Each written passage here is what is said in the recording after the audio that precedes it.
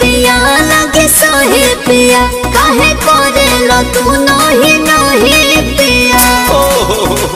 कितना मानती हो यार। हता न मन पुट जाइब मोटाई हो दादा। मुँह छोटा कैसे घोटाई हो दादा। अरे आई हो दादा, अरे आई हो दादा।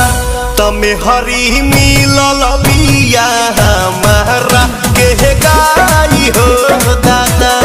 दोनों बेरा तू बना के पी हो जाए हो दादा।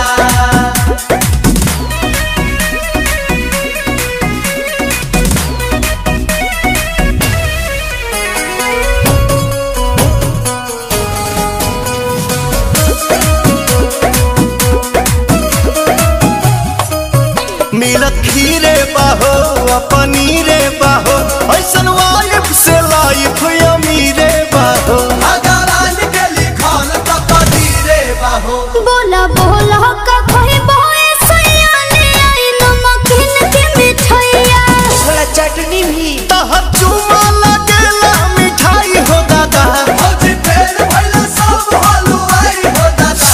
अरे आई हो दादा, अरे आई हो दादा।